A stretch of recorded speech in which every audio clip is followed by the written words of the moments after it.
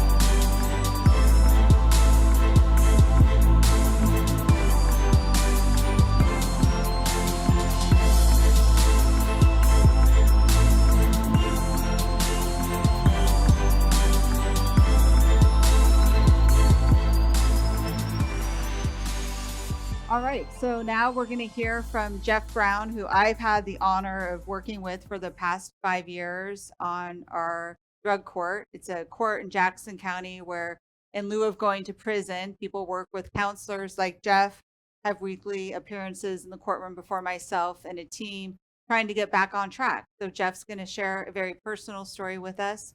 So, I hope you're able to give him the attention he deserves. Jeff. Thank you, Your Honor. Well, welcome, students. We're really excited to be here this year, and I am. I know I definitely have a message to bring you guys, and hopefully after we're done with this presentation, you'll definitely have some things that you're going to rule out moving forward. So I'm here to talk to you about drugs and alcohol, the things that um, really hurt me in my life and caused some major ripple effects of pain, being away from my friends, my family, and all sorts of stuff. So I just want to take you guys through what it was like for me when I was in your shoes, when I was in 7th grade, 8th grade. My life was pretty good growing up. I had a lot of fun. I had a lot of friends. I had dreams. I wanted to be a professional tennis player. And I started playing tennis in the 5th grade. Really loved it. Started taking lessons, and I just wanted to be good. My dream was to become a professional tennis player. So we're gonna just fast forward a little bit to 7th grade, where you guys are. Some of you 6th, 8th grade. Nevertheless, junior high school. A little while ago for me. It was about the middle of the school year in 7th grade. I was faced with a choice. And I'd like to sit here and tell you guys that, I made the right choice, but I didn't. I was pressured into trying marijuana for the first time. I'd never really thought about drugs or whether I was going to do them or not do them. Like the judge said, I grew up in an era where there was one message, and it was just say no to drugs. Um, so nevertheless, in 7th grade, I was presented with some marijuana from one of my neighbors. I felt pretty pressured into it, and like I said, I never thought about it. So when it happened, I didn't know what to do. I didn't know. I knew it was wrong. I knew I shouldn't do it. But something inside of me was curious, and I was just pressured into it by an older person, my friend's brother, who is a few years older than us. And I'll tell you guys, when I look back at my life, that was the defining moment for me, is when I made that choice to do a drug that I knew better, right? Everyone told me, don't do it. It's going to harm your life. Well, I'm here to tell you personally, it did. So it started with that. And what happened for me is I was so embarrassed that it happened and scared. I didn't tell anyone about it. I kept it a secret. I didn't tell my mom. I didn't tell my friends. I didn't tell anyone. And so what that did for me is it also started something else inside of me, and I became a liar. I became someone who held secrets, and that didn't feel very good. And I didn't really know what that was doing to me at the time. But like I said, I've had a lot of time to reflect and look back, and that's why I want to share this important message with you guys. Let's fast forward to high school. I'm still lying. No one knows what I'm doing anymore, really, except for a couple of friends. And in high school, I start using marijuana quite a bit. And I start making other bad choices and hanging out with other kids that are cutting class or using marijuana, using alcohol, using other drugs. And pretty soon, the friends that I had that weren't doing that stuff, they started putting distance between us because they knew that I was going down a road that they didn't want to go down. So I lost this healthy support that I had, and I started building this support with other kids just like me. My grades went down. I started skipping school in high school. I started not wanting to go to tennis practice anymore. Um, my ambition and my drive and my dreams started fading away from me in high school. I barely graduated high school. I dropped the tennis for the most part my senior year. I was still on the tennis team. I still had an opportunity to go play tennis in college.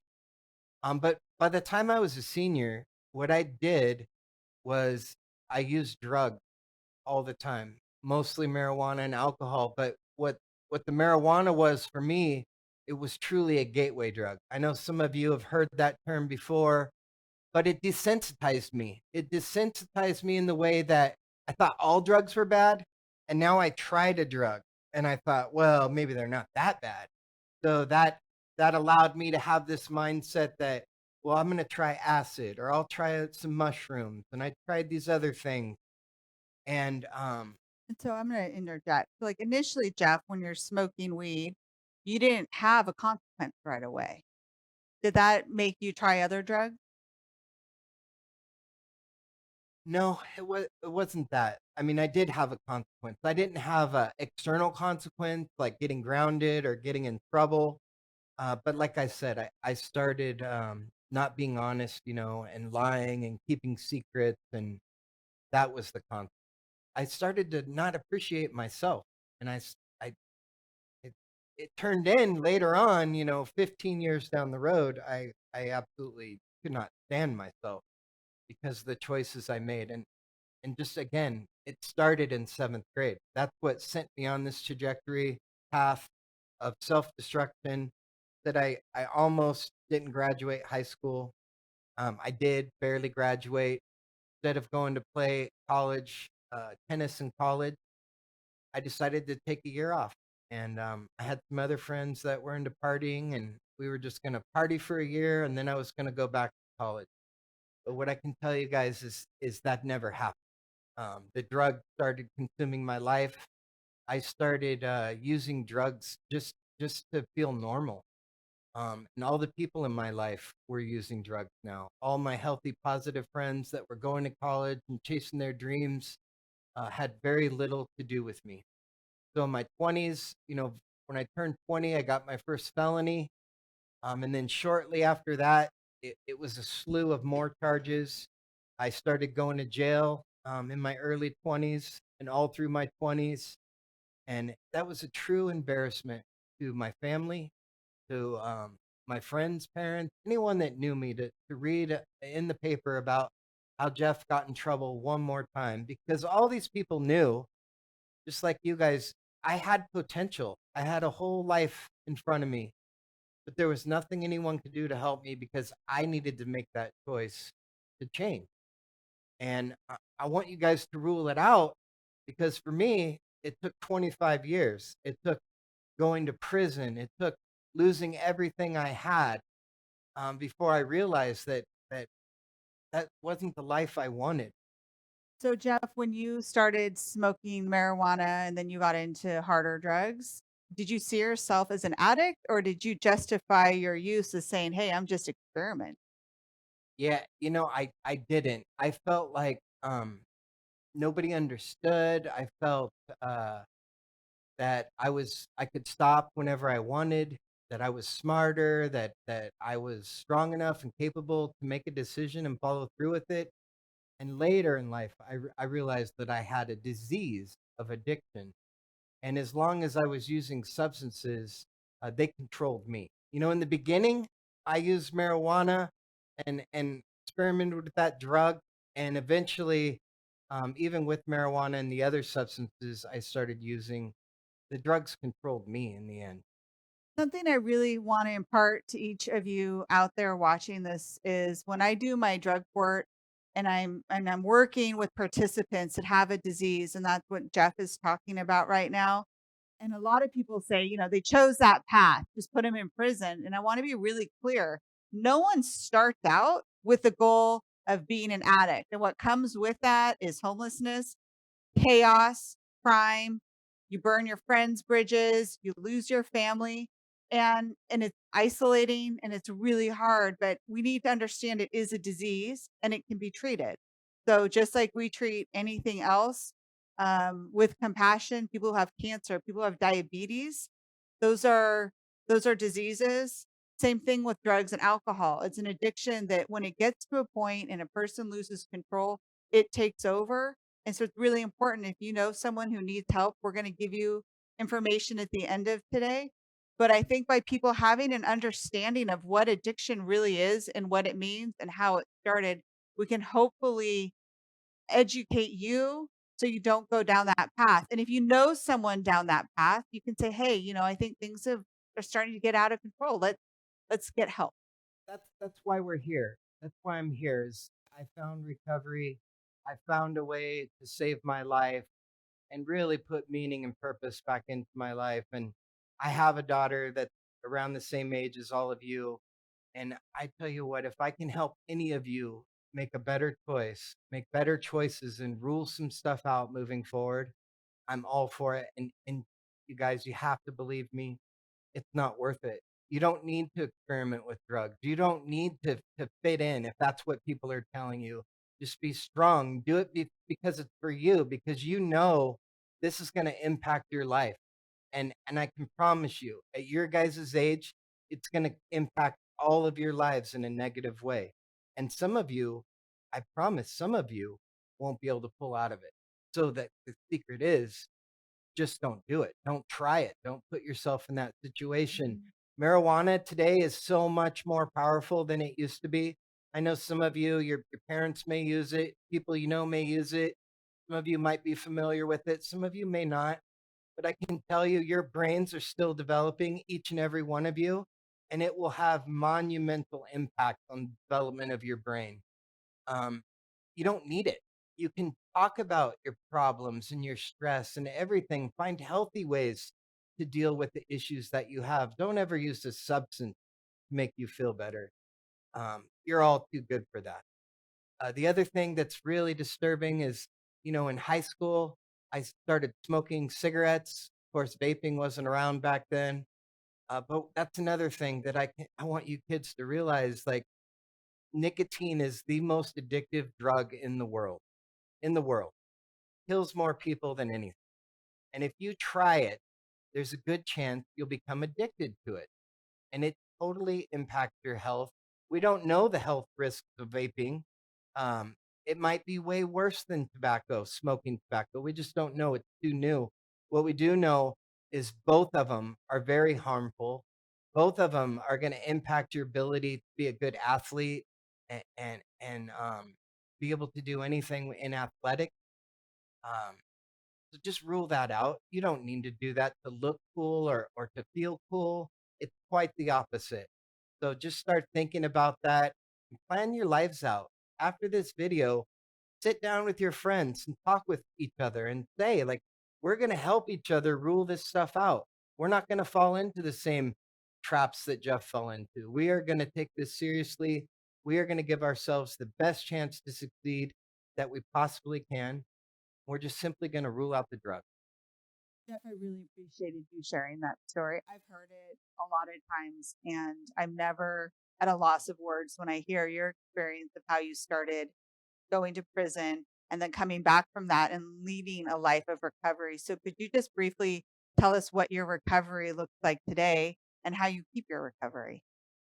So recovery for me was the biggest blessing that came, after 25 years of being in jails and in my addiction, not having anything. And what it was it was about connecting. It was about reconnecting with healthy, positive people, um, and surrounding myself with them. And you guys should think about this too. Who you surround yourselves with is going to be one of the most important things you do in life, because you will become like the people you surround yourself with, and they will become like you. So for me, that's what it was. Recovery was putting the drugs down and then working on myself, learning how to uh, be a positive influence to others, learning how to be a real friend, learning how to be honest and not being embarrassed by my mistake, um, learning how to find myself, be myself, and improve myself. And what I really learned is that, you know, you guys, much like me, you go to school from 8 to 5. I work from 8 to 5, and I make a living, and you're getting your higher education. But from 5 to midnight, since I've been in recovery, I've been building a life, and I've been working on myself because I want to be the best version of me. I can't give you what I don't have. So for me, recovery has been about growing, learning, helping others. Um, we didn't have to be socially distanced right now, I'd be giving you a hug. Oh, thank Now we're going to hear from Ruby Herriott, Deputy District Attorney here in Jackson County. Gosh, you've been a DA for how many years? Almost 12 years. 12 years. And I first met Ruby when she was actually an intern at the DA's office. So to see her now where she is and handling probably the most significant caseload at the district attorney's office and taking the time to come in and discuss nudes with us, imaging, and all of that is pretty cool. So Ruby. So I just wanted to pick up where Jeff left off, talking about who your friends are. And knowing who your friends are, I think, is really important, because when we get into this a little bit more and we talk about sending nudes, we talk about internet safety, things like that, it's really important to know who your friends are. And with the internet and what we have today, when you don't know who your friends are that you're playing games with online or talking to online, communicating on Snapchat or Instagram online, you don't actually know who's there. So we want to talk a little bit about social media. And social media, I didn't grow up with social media. Judge Ravissipour, did you grow up with social media? No, they didn't even have cell phones. We didn't have computers. We had a quarter. And if I wanted to make a call to my best friend, I'd get a quarter and I'd go to a pay phone. I don't even know if we have them anymore. And I'd make a call. But certainly we didn't have a handheld device that could have access to the web. So today, most kids today have a telephone, a smartphone that has access to the internet. And there's all kinds of different social media apps. There's Instagram, Facebook, which I hear is not that popular with kids these days. But there's Kik, there's Twitter, there's YouTube, there's all kinds of different things. TikTok, how can I forget about TikTok? I hear that's very popular these days. Do not worry, we are not going to do a TikTok performance for you today. So we didn't have social media growing up, and most likely your parents didn't have social media either. So we're growing up with you and learning about social media with you. And that's put us in a different position because it's not from our generation. And so we didn't have to deal with the things that you guys deal with today with having the internet and having social media right at our fingertips.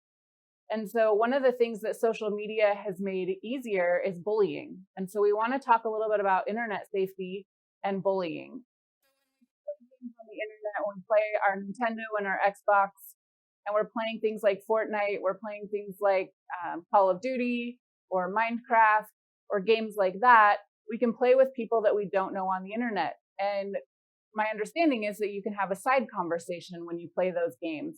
When you play those games and have these side conversations, you can talk to somebody who you're playing with, and that person might say that they're a 13-year-old girl from Pennsylvania. And so you start texting on the side. Maybe you guys find each other on Snapchat or on Instagram or something like that, and you have these other conversations. And all of a sudden now, if you're a 14-year-old boy here locally in Medford, and you're talking with who you think is a 13 or 14-year-old girl in Pennsylvania, what happens when that's not who they really are? So if that person, they gain your trust, right? You talk about all kinds of things. They ask, hey, send me a picture of yourself. I want to see what you look like. And so you send a picture of yourself, just a regular picture, your school photo or something like that. And then you ask for a picture from them, and they send you a picture from their supposedly school photo, right? Well, how do you know that that's really their school photo or that that's a picture of themselves? You don't, right? So you need to think about that, because the next thing you know, they're asking you to send nudes, and you're kind of flirting back and forth on Instagram or on Snapchat. And you're like, oh, okay, well, it's the same age as me. I'm going to send a nude photo.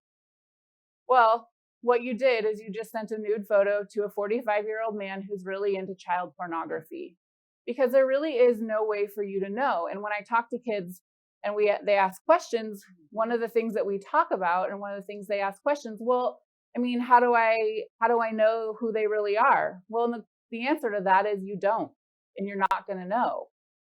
So when I say know who your circle of friends are, know who you're talking to, know who you're playing with, it's really important, because on the internet, we have so many times, and I can tell you just in my caseload alone, we have so many times where somebody thought they were talking with somebody who was their age, and then they asked for nudes, and you send them. and then it turns out not to be that person. So what happens with that photo? Now that photo that you sent of an intimate image of your body is now out there, and a 45-year-old man has that, who really likes trading child pornography with other people, starts passing that around the internet. And what are those consequences that we're going to see with that? I'm going to talk about that, but I want to go back first and just talk about the internet and how that has made some things really pretty bad here, I think. And Can I ask a question? Yeah. I don't mean to be rude, but this is something that I know kids are thinking, and that they always say, well, I know this person. It's my best friend's older brother. Like, he's 19 and I'm 13, but I know him and I know their friends. Or maybe they don't necessarily know the person, but they think they do. And you alluded to that. So I want you all to think of someone that you know that's probably like in their mid 20s, right? Maybe it's an aunt or an uncle or someone that could be your teacher in your classroom. Now imagine going into their home and they got their headset on and they're gaming, and you're like, "Hey, John, what's going on? Who are you playing with?" And that person says, "Oh, this 12-year-old from Hedrick." Weird, right? Reaching out to a few people right now that are rolling their eyes in their head, but I want you to think about it and just understand that we want you to be informed. So who you're playing games with is important, because a lot of times, and what we see sadly at our end, is grooming behaviors starting that lead to something else down the road. Has become a voice, right? People can put their voice out there on the internet. It can be anonymous. It can be, their voice, but it's become a platform for people to communicate things. And one of the things that it does is it feels like a very safe platform. And so when you're sitting at home and you're sitting on your bed and you're texting on your phone, or you're putting stuff on Snapchat or Instagram or Facebook, if you still have Facebook, and or making a TikTok video, things like that, it becomes really easy to say things and to put things out there that you would never walk up to somebody, look them in the eyes, stand right in front of them and say it to their face. That becomes a much easier thing to do when you're not face to face with somebody. And what we're seeing is that people are putting really hurtful, mean, abusive, horrible things out there on the internet about their friends, about their classmates, about other people, that they would never walk up to somebody and say to their face. So the internet's really made that an easy thing to do. And the problem with that is, if you would never walk up to somebody and say those things to their face, why would you ever put that out there on the internet? And one of the things that happens is that stays out there on the internet.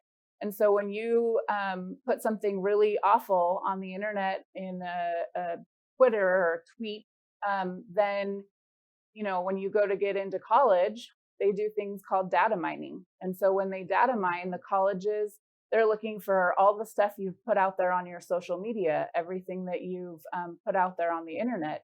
When they see that you're willing to say those kinds of things or put that kind of stuff out there online, they go, "Ooh, you know what? I'm not really sure that you'd be a good representative of our school. And so we're not going to admit you to our college." Or when you go to get your first job and you're out there, and they do the same thing, they data mine, they look at everything that they can find that you've put out there on the internet, and they're really good at it.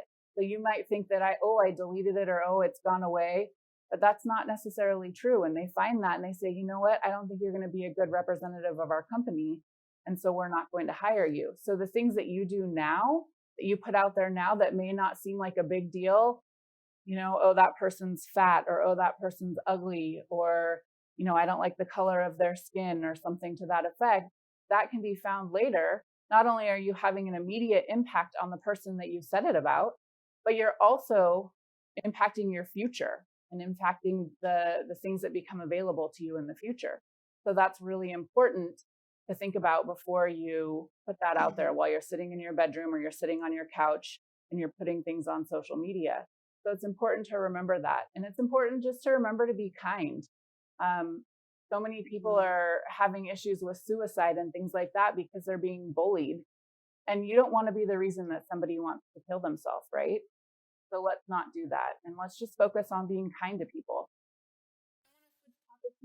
going to go back into the topics about what happens if I send a nude to somebody. So when I first started I first started doing juvenile cases in 2014, and we didn't see a whole lot of these crimes. And the reason why is that we didn't have a law that covered it. But at some point in the last couple of years, we realized that what we were seeing is that the use of the internet was being used to transmit photographs. And we were seeing a lot of young people who were taking either pictures of themselves or somebody else of their intimate parts, and they were sending them off to other people. Maybe a girlfriend sent a picture of her breasts to her boyfriend. Maybe a boyfriend sent a picture of his genitalia to somebody else, or to his girlfriend. And then those are getting passed on by that other person. And that's become a really big issue. And so they created a statute, and the statute was the unlawful dissemination of an intimate image. And one of the things that we had before we had that statute was some really, really serious crimes. Encouraging child sexual abuse in the first degree. That is a Measure 11 crime.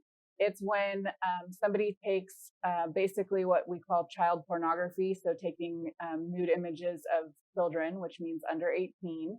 And if it's in the first degree, that means that we're disseminating them somehow. So we're either duplicating them, like making copies of it, or we're forwarding it on or sending it out to somebody else. That's a really serious crime. They're looking at a Class B felony, and it is 110 months in prison for an adult if they were to do this. And so what we don't want to do is we don't want to punish kids. We don't want to punish young people with things that are that serious when we're talking about kids who are sending nudes back and forth between each other and then forwarding them on. And that's when we came up with the new law, which is the unlawful dissemination of an intimate image. Break it down because the legalese gets a little confusing. So Sure. I like things in layman terms for myself. I take a nude photo of myself. Trouble? No. I'm in love. I'm in love with my boyfriend. We're 13. Like this is it. I'm going to share that photo with my boyfriend. I send him the photo. Am I in trouble? Technically. If he receives that photo and has it on his phone, and then we break up, and I'm devastated. And then he decides his payback. He's going to share this photo with all of his friends. Is that where this comes into play? So I'm going to back up just a little bit. So when you sent that photograph to him, technically that falls under encouraging child sexual abuse. And that's a really serious crime. What we see is that we see a lot of young people doing this. And what that crime is that's considered a Measure 11 crime. If you were an adult, you could go to prison for 110 months. And so it's a lot of time in prison, right? If you start sending images, you're distributing child abuse images, basically. And so what we saw was that a lot of young people are starting to send these nude photographs. And so we don't want to take it out of context that they're exchanging child pornography, because technically that's what the law says. But what we wanted to do was have this kind of intermediary. So if you're going to take your own photograph and send it to your 13-year-old boyfriend, if you're a 13-year-old, then we're not going to charge you with a crime, right? We're not going to charge you with the encouraging. But now when you talk about that second scenario where he then gets mad at you, you break up, and your boyfriend sends it out to his friends on the football team or the golf club, then he is disseminating an intimate image, and what we have is a statute that says the first time that he does that, then that's going to be a Class A misdemeanor. And what happens is the police investigate it, and then it comes to my office, and I'm going to look it over and say, yeah, we're going to go ahead and charge that. And then it's going to come in front of you. And then I'm seeing so many more of these cases. Yes. Every week. And so then when it comes in front of Judge Ravissipour, she's going to give I think we're talking about a boy in this scenario, right? In this scenario. In this scenario, we're talking about a boy. He's going to come in front of Judge Ravissipour. He's going to get an attorney. He's also going to get a probation officer. And the probation officer is going to basically rule his life for a while. They're going to say, you can or can't see these people. You can or can't do these things. And if he's found to be in the jurisdiction of the juvenile court after a trial or a plea, then he's going to have a probation officer for longer. So for a year after that, he's going to have to do everything the probation officer says, or the probation officer can take him back to court and he can put him in detention. Potentially, he can send them up to the Oregon Youth Authority, depending on how well he does. In that same scenario we're talking about, the boy, say he goes through all of that, and then he does it again. He's got a new girlfriend. He sends picture, they break up. He didn't learn his lesson the first time, and he does it again. Now it's a Class C felony, and he's looking at 5 years in the Oregon Youth Correctional Facility. So there's some big immediate consequences. Talk a little bit about the data mining. I want to go back to that. So now we're talking about these intimate images. So if I'm the 13-year-old girl who sends the image of myself, now what's that going to do? I don't have any immediate consequences necessarily, but what happens when I want to go to college? What happens when I want to go get a good job? Things like that. They do the same thing. They're going to data mine those jobs at college. They're going to data mine, and they're going to be able to see, oh, there was this image posted on, Instagram at some point of her, in the nude. So do we really want her as a representative of our school? Do we really want her as a representative of this company? The answer is no. And we've gone in and we've talked to students, and we've heard from people. We have teachers who speak up.